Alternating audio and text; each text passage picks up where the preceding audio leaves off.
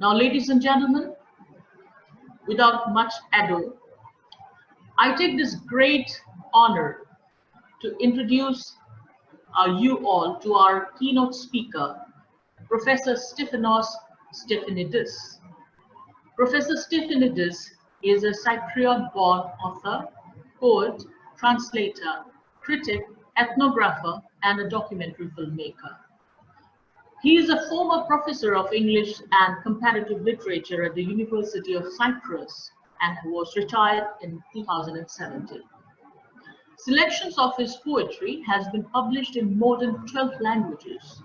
He has 2 documentary films to his credit: Hail Mother Kali, it was produced in 1988, and Kali in the Americas, 2003. So these 2 documentary films are based on the lives of the indentured laborers in the Guyanese plantation in Guyana. He has traveled far and wide, and that is reflected in the body of his work. Professor Stephanides has held residential writing fellowships in many of the universities worldwide, which includes the Jawaharlal Nehru University, India. He was a judge for the Commonwealth Writers' Prize in the year 2000 and 2010. His most recent publication is The Wind Under My Lips. It is published by Joe Rodakio in the year 2018. It is a bilingual collection of poetry and prose. Today, Professor Stephanides will talk on literature and contemporary society, writing on the edges of language. Now I hand over to Professor Stephanides. Sir, it's over to you. Well, I'm greatly honored to be with you, and it came as a kind of last-minute surprise. It's strange how we make connections with each other. When I saw a message on my Facebook last week, and I thought it was a great idea also because I was in Bengal and Orissa when the lockdown was about to start, and I rushed off and interrupted it. And this is a very nice way to connect back.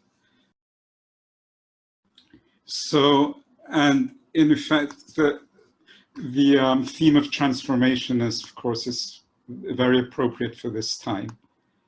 In effect, well, although in effect transformation is always taking place, because in effect we are dynamic as human beings and we're always moving, and language in itself is dynamic and it's never static, but then we go through an intensification of these transformations, and there's moments of crisis, and the word crisis is, of course, related to critique and criticism. It has the same roots. So it's a time of crisis, and it's also a time of critique and self-reflection. I wonder if we could start the PowerPoint. I don't see it.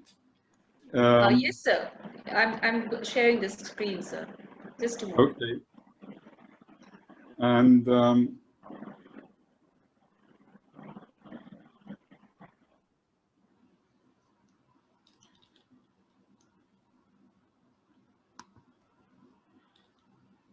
okay, so we can maybe we can go on to the first slide. Just and also thank you very much for those wonderful introductions, which also fit in with the way I wanted to introduce it. And in effect, although some of us call ourselves writers, in a sense, we are all users of word, and word is part of our world-making capacity as human beings. So, in effect, we're all in one way or the other literati, and we're all making our world through the way we speak. And so there is this connection between word and world, and how that we reflect on all the time. Of course, literature is a form of art, and you may argue that the art is not only limited to words, but in effect, the word is not simply an abstract thing, it's also part of our embodiment and how we feel and how we experience the world. And it can be, and it's always on the edges of other ways of expressing ourselves. So, I mean, this is why I wanted to bring in the word edges, because I think transformation comes around when we work on edges. And I think all writers work on the edges, because we're not simply, because words are always already incomplete in themselves and always shifting. So when you call yourself a writer and you enter writing, you're bringing your agency into making certain shifts, which means it's about borders. How do words make borders, and where do we break the borders, and what's the limit of their borders? So we're always making these shifts and making new formations, and these formations we call genres and we call modes. And although I've given some examples there, I think the important thing about genres and modes is that they are forms, but forms never keep still. Okay, I mean, when you say you're making something into a form, you're shaping it, and in a sense you're fixing it, but it's also dynamic, and it always demands a transformation. So even if you're making a form, you're transforming it from something else. So what once may have been an epic may become a novel or a drama. And so we're constantly mediating words and transforming words. And modes and genres are ways of shifting perception and shifting what is familiar to a new way of looking at things. So we are constantly remaking the world in literature. Could we move on to the next slide? So in effect, all in one way or the other, whatever genre or mode we use, and in fact we're constantly bending words and bending genres and bending modes, and I think we always work on the boundaries and we always work on crossings. And I think in times of crisis and critique is when these become much more acute and apparent, okay, that we become much more self-reflexive because we're suddenly shaken up by an acceleration of movement or a sense of order or disorder in our lives. Now, in one way or the other, in this remaking, all literature involves fiction, even if it's related facticity and to everyday events. In effect, it's the inventiveness of literature, the masks we put on, the voices we take, how we imagine, how we perform, and how we tell the stories that artfully shape our experience and take us onto some kind of form. So it's the experience of the form rather than where it's taking us to. So in effect, its message becomes a process of activation and action rather than a fixing. This is why I put the quote there from Toni Morrison: the way it ought to be, I leave to the sociologist. So it's really the experience, the aesthetic experience of literature as something dynamic, as something that activates, as something that transforms. So form is always in trance, if you like. This is what I would like to argue. It's always in the process of reshaping. In effect, it's the desire to defeat the formlessness of the world.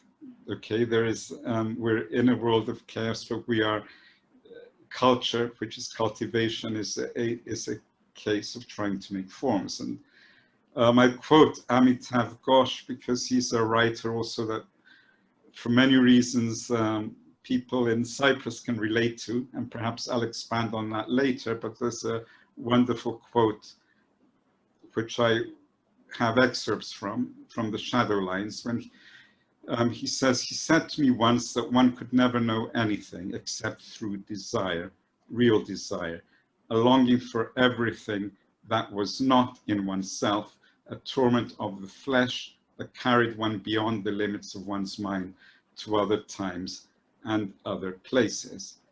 And I think it's very profound, first of all, in the sense that it brings desire. There's always desire in language.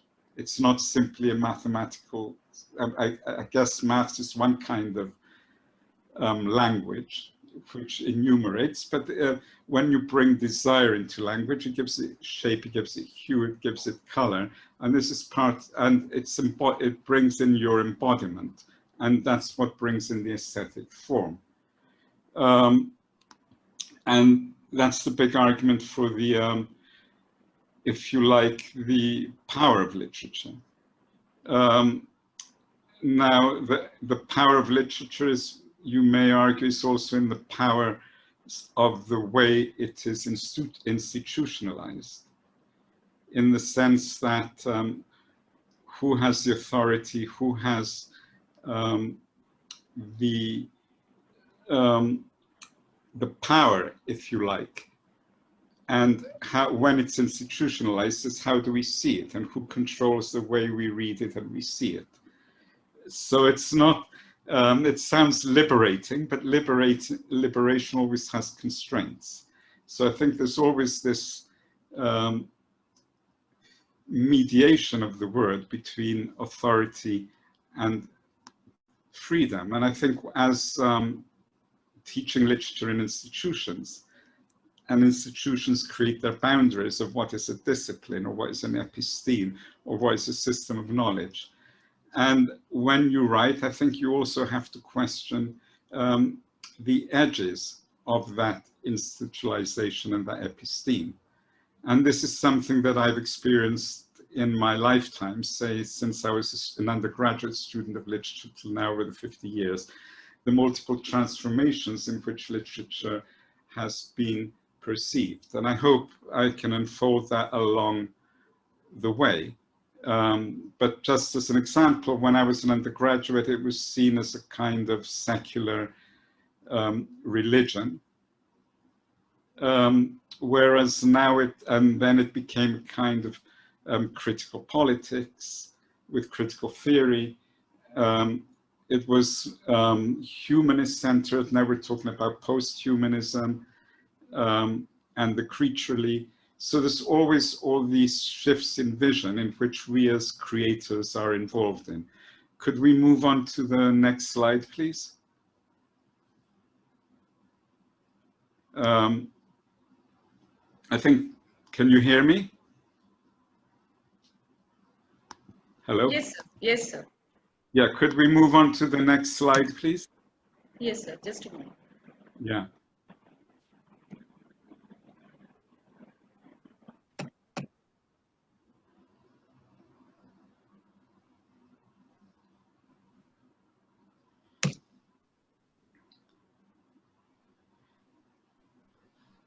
If there's, we can also go on without it. If you, I'll try and remember what the next slide is.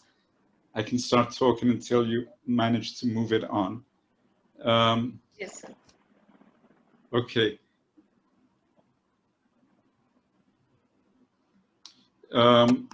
Okay. So in effect, it's, I think we've seen this already, haven't we? Yes, sir. Please continue. I'm just trying to show the next slide. Okay. I think the next point I'm going on is to the question of language and how we relate to language and the effective relationship we have to language and the different functions of language that we live in. Now, Yes, sir. Please continue. Okay.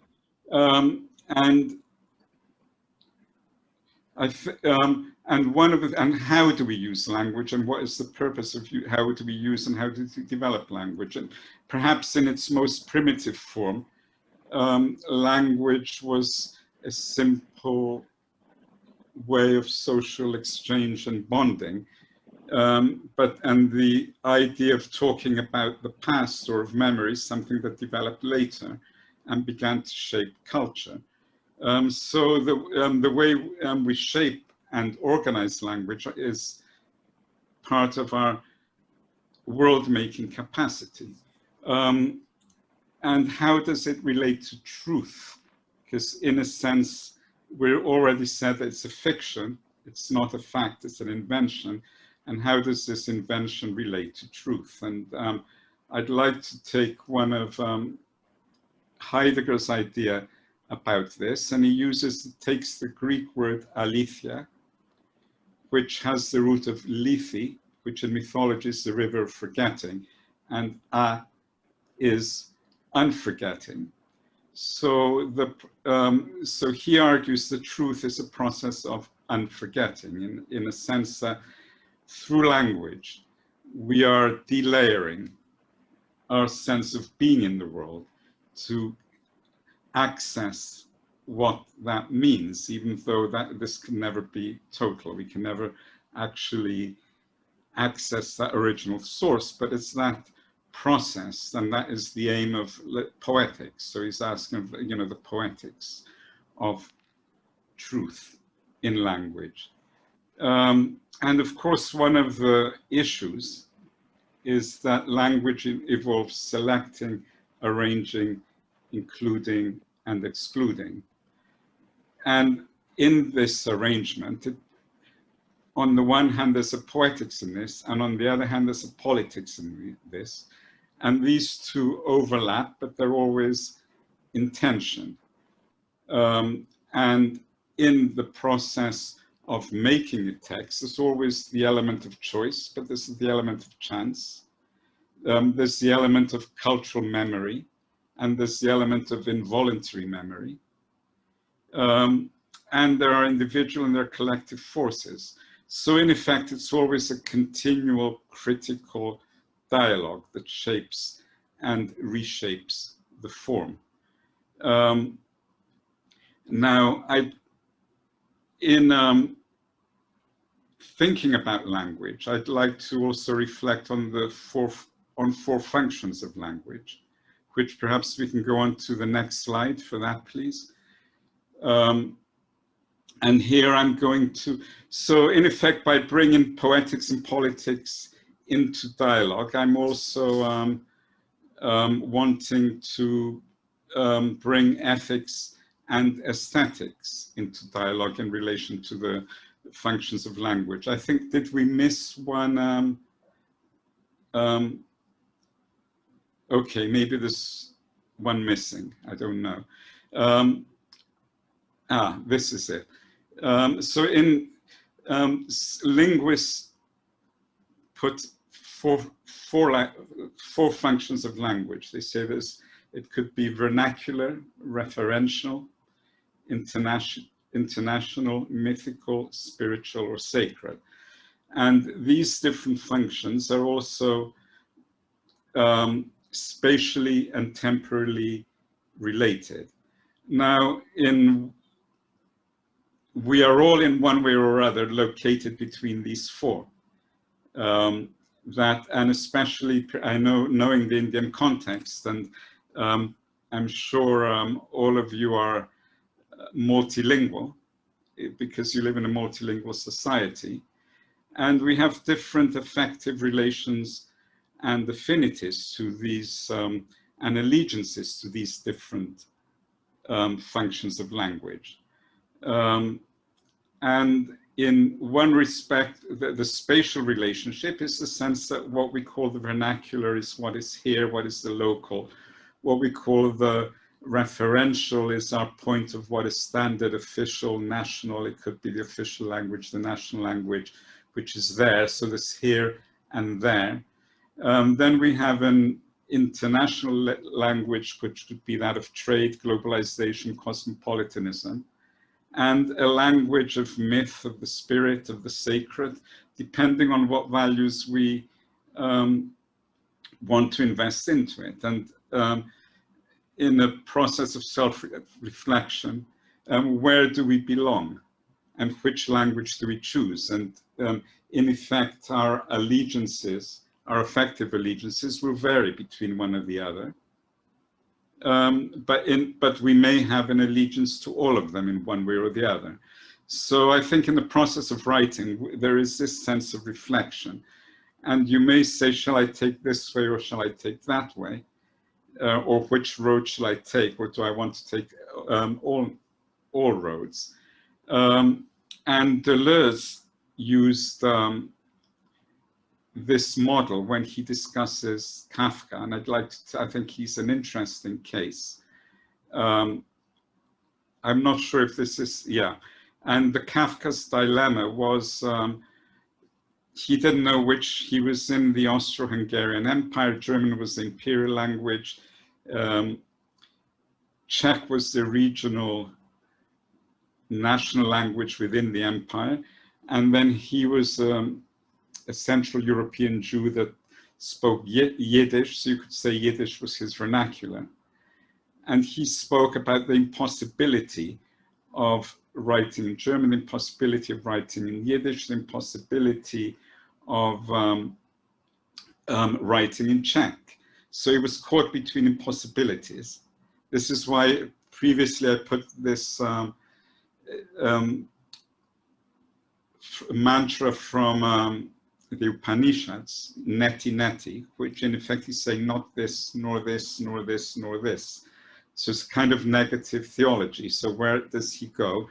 And then he talks about the impossibility of not writing at all.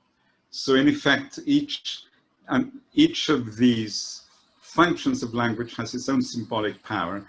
But as a writer, he's refusing all of the symbolic powers, and he's working in the gaps in between. He wants to work in the gaps in between, but he has to choose a language, and eventually he chooses German. And so Deleuze and Guattari take this as an example of a kind of radicalization of literature and emptying as an important moment of transformation. In effect, wanting to speak but not speaking. And in fact, it wasn't published in his own lifetime, because what he wrote, he told his friend to burn it, but he didn't burn it, and then he published it. So I think as writers, and in mediating between poetics and politics, which is inevitable, because even as writers, we're all political animals, and by writing, we are trying to become autonomous to these symbolic forms, that we go through this process of self-reflection. And I come back to Amitav Ghosh again, and I think not only Kafka, but I think he also has this issue as a Bengali writer writing in English, and in a novel like The Shadow Lines, which is making global or post-colonial connections between Kolkata and London, and then the division of Bengal, the relationship to, some of it takes place in Delhi, the relationship to Delhi, the nation state. So he's pitting all of these different formations to which we all belong, but we belong in them in different ways. And what I found very interesting was this quote here about the vernacular Bengali way of talking about coming and going. Because also in writing, we're always like between coming and going. There's a point of departure, there's a point of arrival, there's a beginning and an end, which are always ambiguous. So we're in this labyrinth. And what he talks about is this peculiar construction when a Bengali speaker will say Ashchi for coming instead of Jachi for going. So when you're saying goodbye, you're actually saying I'm coming. So what he's touching on also is how through language we are both looking, defining ourselves spatially in time and in space, and the way we use the different languages at the same time. We're always playing one against the other. Could we move on to the next slide, please?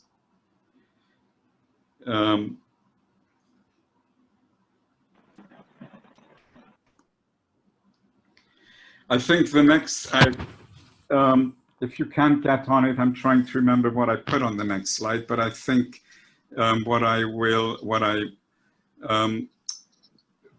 talking about is this notion of time and space, in the sense that in our world-making capacity, we are also experiencing time and space, and we are creating time and space, and through language. So in effect, there is a cultural geography, and there's a way of looking through history by the way that we also reinvent it, and it shapes our relationships to where we are in time and history, and how these might be shaped by politics and so forth. I mean, and getting back to Kafka's Prague, probably when Europe was divided by East and West, we would have thought of Prague in the East. And after the division now, we see Prague is more central. So these shifts are not actually objectively real. I mean, they're also invented by the way they're constructed, by political divisions, by borders, and the way that we may respond to that. So how do we organize this? I've already spoken about the spatial and dimensions of language, the here, there, everywhere, beyond, and how this use of language, we're constantly, in fact, distributing and redistributing time and space. And we could argue that some of the great writings of the world are dealing with the spatial and the temporal dimension. I just mentioned some classic modernist writers and of classic epic writers, from the epic to the fiction, in that, you know, the Odyssey is about space, as is the Ramayana. It's about exile and return and what happens on the journey. And is there a homecoming or isn't there a homecoming? And when there is a homecoming, normally there's another narrative that emerges afterwards. I mean, besides the Odyssey that came down to us, there's also a second Odyssey, when in fact he went home and he wasn't satisfied with home, and he went on another journey and another adventure.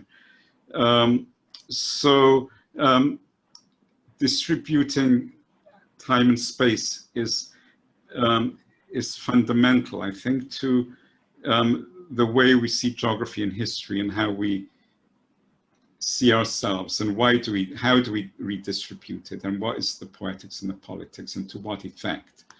And I'd like to refer to Bakhtin. I think he's on the next slide, if you would mind taking us there. That or before I get to Bakhtin, perhaps I'll talk about a little bit about the notion of cosmopolitanism. And go to the roots of the word, because I think in contemporary literature, quite often cosmopolitanism is conflated with the economic globalization that's in the world today. But in effect, the original root of the word cosmopolitanism was quite radical, and it's attributed to the Diogenes, who was a kind of bohemian philosopher that was called the dog, and the root for dog is, in Greek, gives us the word cynic, so he's from the school of cynics. And the legend goes that the Emperor Alexander came to see him, because he heard of this famous philosopher who lived in a barrel, and he told Alexander to move out the way. He's asked him where he was from, and he said, I am a cosmopolitis, I am from the cosmos. And he asked Alexander to move out the way because he was blocking his access to the sun. So what he's really doing is pitting the cosmos against the polis or the polity, and challenging, if you like, the borders and the boundaries that politics create. So in effect, he's getting to the root of the count that of literature, if you like, even though he was a speaker, not a writer as such, and he wasn't a writer in the today's word of it, but he was questioning the boundaries and the authority of the polis that was later taken up by the Stoics, and the Stoics that follow the Cynics, and the person that is attributed with being the founder of the Stoics, Zeno of Citium. Apparently he developed his philosophy after an accident, okay? And an accident becomes a very important word in Aristotelian philosophy. And the accident was a shipwreck. He was a rich merchant and he had a shipwreck. And he found himself in Athens and he met one of the school of Cynics. And he began to relate to the polity in new ways. And he also looked at the primacy of the cosmos, which is unknowable, to the polis that controls. So what is perhaps essential there is this dichotomy of control in between what we choose and what might be under our control, and by the way we respond to what is beyond our control. And how do we respond to that controlling? And what are the ethics and aesthetics? What is up to us and what isn't? What are actions are voluntary and what are not involuntary? So in effect, one of the questions that comes up then is, what is the relationship between accident and how does accident participate in substance? And is there a substance in the cosmos? And if there is a substance, we can only know it partially. So the unknowable cosmos is much greater than the politics or the polity. So in my conclusion of as a writer is that there is the primacy of the poetics over politics, even though politics, although the two are always linked together, they're inseparable, but it's where do you put the primacy? So we can talk about cosmopolitics and cosmopoetics, which are words that have been coined as two aspects of cosmopolitanism. And in this way, I think it's also challenging the notion of Enlightenment cosmopolitanism, or which came out of Enlightenment rationalism and Kant and so forth, that tends to homogenize the world, and rather than see it as a system of differences, is finding one singular meaning and bounds it within a certain kind of homogenizing rationality. And I think the new cosmopolitanism, as we find in writers like Deleuze and Guattari, go back to this original radical self. So in effect, it's what meaning do we invest in the cosmopoetics and how do we use it radically and what changes does this bring about? And one of the thinkers, I think, in the 20th century that developed this a lot was Bakhtin, which I refer to in the next slide. And Bakhtin was, like many thinkers, was in effect influenced by the theories of relativity and Einstein and astrophysics. And there is, in effect, it's been argued that there is a spatial turn in literature in the 20th century, where the spatial theory, and then writers like Lefebvre, who talk about the poetics of place, it comes to the foreground. So in effect, we stop thinking what this means, that we stop thinking of this linear progression of evolution in our world-making capacity, and we see more the process of layering and delayering. And I think where Bakhtin's work is interesting is that he's taking these transformative moments in literature, although I would say all moments are in fact transformative, but some more obviously than others, where you see radical turns taking place in the world, such as what we're finding now.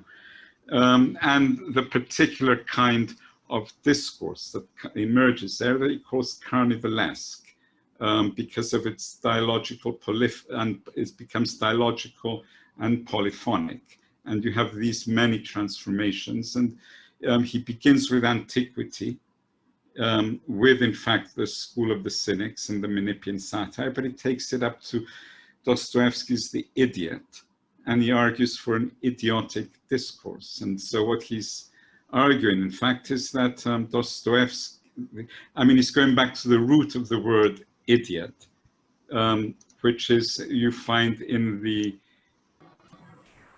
prefix, for example, of idiosyncratic, which is to do with self and the private, it's the individual, which means it's this idiotic voice, not in the negative sense of it, but this particularity that changes the established or official forms into break. In other words, you're looking into the fractures and speaking from the fractures to defamiliarize our perception of the world.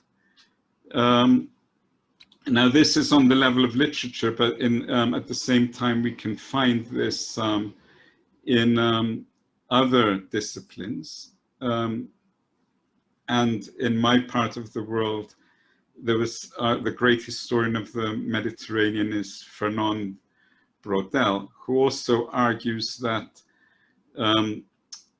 often historians fixate on the event and the importance of the event, which is, in historical terms, he sees as the short duration. But there are, in the long duration, la longue durée, there are imperceptible changes going on all the time that only emerge into the event gradually. So he looks at when looking at history, looks at the whole, I mean, if you like, it's an ecological perception in that he looks at the geological elements that shape the atmosphere that gave life to the societies, and how these layers come through into the event. That is, in fact, it's like a compression of layers of time and space that we are constantly delayering through our memory, imperceptible memory, and so on. So it's not the event alone. And then that's on the historical dimension, but on the literary, he talks about three durations. He talks about the short, the medium, and the long. But in our mythical or sacred or spiritual dimension of language, or in literature, there's a fourth dimension, because as a historian, he's looking at empirical facts, he's looking at geological formations, but then there's the fourth dimension, if you like, which is the eternal level of time, which is inaccessible. And a writer like Ovid's Metamorphoses, he talks about in a fictional way, he brings all the myths together through these different layers of time, from the Golden Age to the Iron Age, very much like the four yugs in philosophy. So it's interesting that this time-space construction and the way these are layered are gradually turning in this moment of time from this linear, progressive, evolutionary way of looking at history. And this also implies a constant transformation of the way we mediate between polity and cosmos. Polity is the anglicized way of talking about the polis. What is the polis? What is the cosmos? And how do we mediate between them? Okay, and how does one inform the other? So in this respect, I mean, in this kind of theory, the nation state is only an event in the fourth duration, in the short duration. Like my minuscule nation state that I come from, which is new and divided and fractured, and preoccupies ourselves in the present, and in fact it's very much in the short duration. I wonder if you could go on to the next slide. I guess I'm just flashing this quickly because I'm talking from a very small nation state to a very large one, and it's interesting that we find ourselves in this counterpoint of dialogue, which has been there from ancient times, and we can have a dialogue about the events of partition, because we've also experienced the partition, but to our antique roots. And I randomly wanted to get a sense of my belonging by taking this random place in time where I am here, which is now the European Union. But as you see in this ancient map, it's part of what is called Asia Minor, and here is North Africa, and this became the Ottoman Empire. And before that, it was the Roman Empire. But then, so these shifts are always taking place. So the polity is always shifting, and the cosmos is also shifting, but it's largely unknowable, and we're constantly inventing it through our mediation. Could we move on to the next one? I think probably my next one is about, so mediation is clearly a central to transformation, which is the topic of this seminar. And of course, the importance of translation, which as an area of studies has come to the foreground in literary studies recently. You could say it's a literary mode, but it can also be argued that it's implicit in all writing and literature, because even when you write and you're not translating, you're writing against other texts that came before you. That's what's been received, what is in memory. And so in effect, and living in multilingual contexts like you do, you're in fact translating in everyday life. And in the process of translating, you're also, the way and the strategies and tactics we take as translators in every day is playing against the different affective values of language and the choices we make, even unconsciously. So even any of these categories of language that I've mentioned, like this, you can call vernacular literatures or national literatures or world literatures or whatever, they're all systems, but systems always have exits or entries. They're more important for their exits and their entries rather than as closed systems. And they're always interconnected. So there's, in the cosmopolitan, there's always a vernacular. And in the national, there's a vernacular, or in the vernacular, there's always a national. In other words, they're creatively interacting, but they're also contesting each other. And in the process of translation, which takes place in acute times of transformation, then what happens, what's more important is how do we think through these gaps and through these borders to make in the process of transfer. So we're both agents. We are agents then as translators and as writers. We're intervening, we're manipulating, and we're transforming systems. And all systems are living systems. So a system is never static in itself. It opens itself to manipulation through the living system and through our agency, even though our agency, of course, is often unconscious, okay? And it might be bound by ideologies and power and hierarchies. And the one thinker that I find interesting in thinking about this is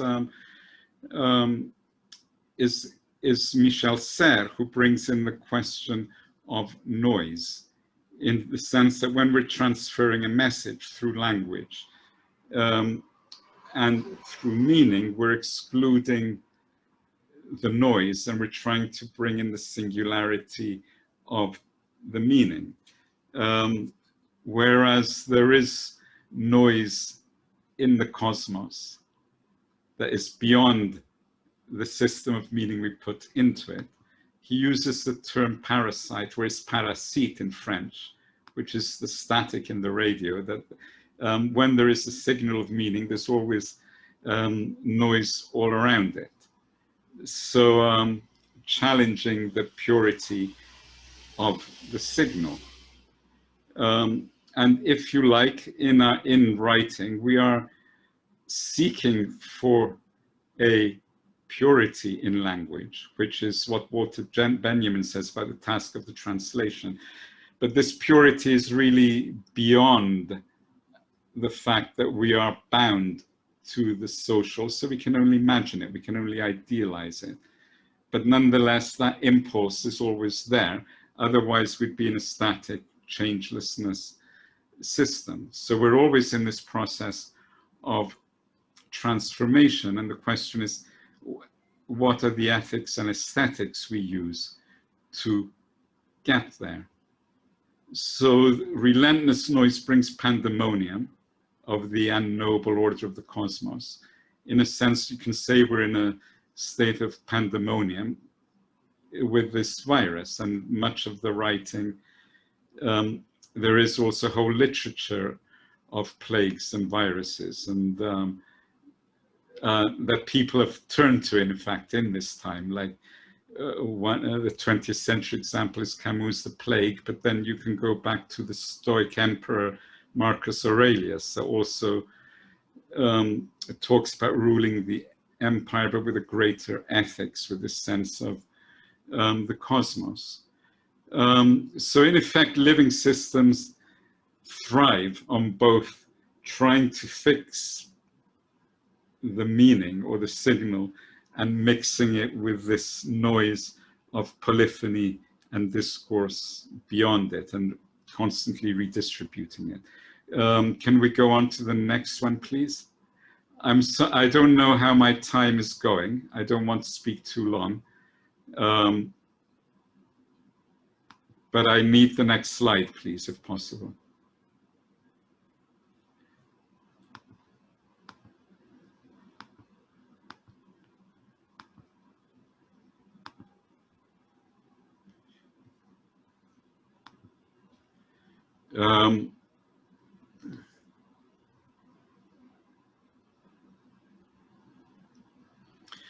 So, okay, just to, I think we'll just go on to final remarks. I hope I haven't spoken too long. How am I doing for time?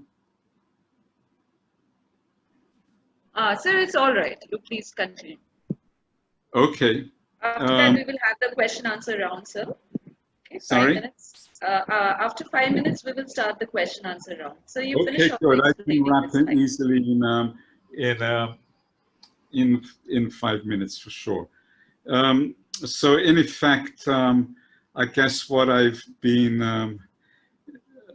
I guess one of the questions I've been raising is how do we respond to what happens to us, which I found was there in the introductory remarks also before I started my talk. What happens to us, the events, the historical experience, and how do we respond to it as artists, writers, critics? So it's that relationship.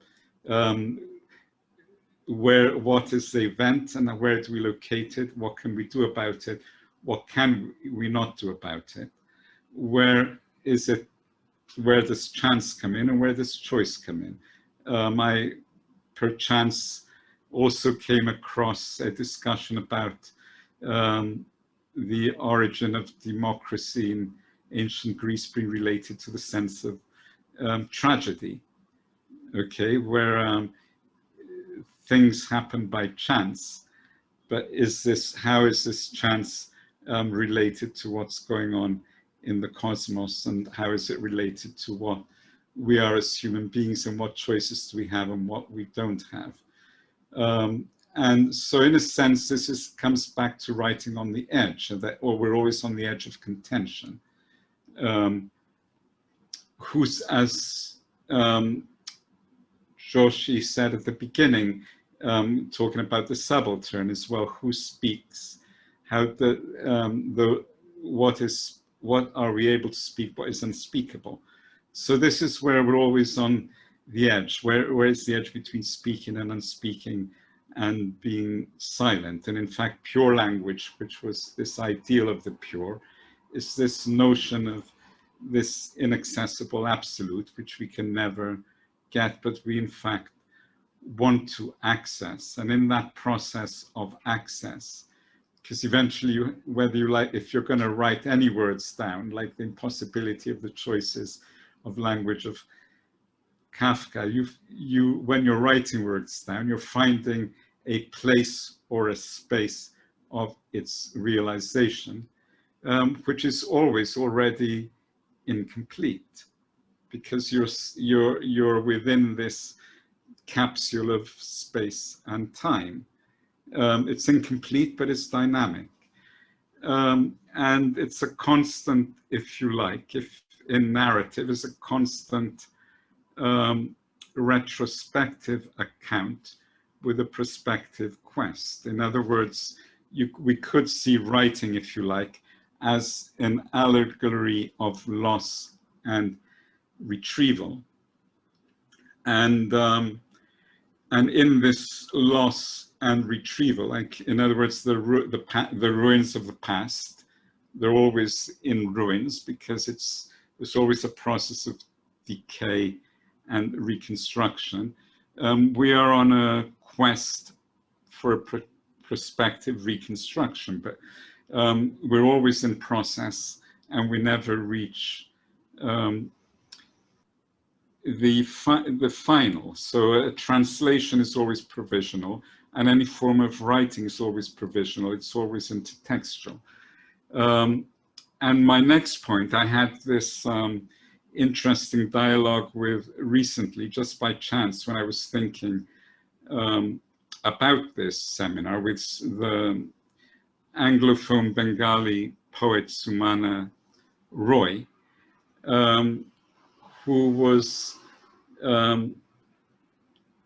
taking issue with the notion of guilt. I mean, in effect, what I'm saying in the various genres and modes and narratives and quests and loss and retrieval, we are moving somewhere between mourning and the sense of loss and moving towards joy, which is the joy of beauty and the aesthetic, and where joy brings truth. And what Sumana Roy was questioning is why so much guilt in some of this, especially in the new trends in the Anglophone, Anglo-American literature, with its emphasis on political correctness. Are we driven by guilt, or are we looking for the joy? Are we looking for liberation in the joy of literature? And she refers to Tagore's, a quote from Tagore, who is after mourning his young son, wife, and father. And he said, I have been invited to the festival of Anandana, of joy. That is the true privilege that belongs to the reader of literature. I think the implication is that political correctness also forces us into a kind of polity from which we also, not that we should, saying that we become politically incorrect, but in a sense that it's the liberating forces in the jouissance of the text. And I'm wondering as well, when we, we've talked about different functions of literature, and one of the new formations that's being revived is the notion of world literature, and which is also being put into question. In other words, the world that liberates you from the nationalists and the borders of nationalism, but then whose world literature and how is it constructed under whose hegemony is in effect the big debate. And so how do we debate ourselves? How does this debate take place? And what's interesting is that also Tagore's name and his notion of Vishva Sahitya has also been pulled into this debate. So in other words, world literature, I think, is a noble goal, but of course, it's also a question of how do we organize it and how do we manage it? And it's the management of literature and what's ideologies and what aesthetics and what hierarchies go into the management of literature and what's excluded and what is included. And again, I will call upon the cosmos, because there's great parts of nature and the cosmos over which we have no influence. So our agency will constantly be questioned by the intervention of the unknowable that occurs to us and puts us into another process of self-reflection.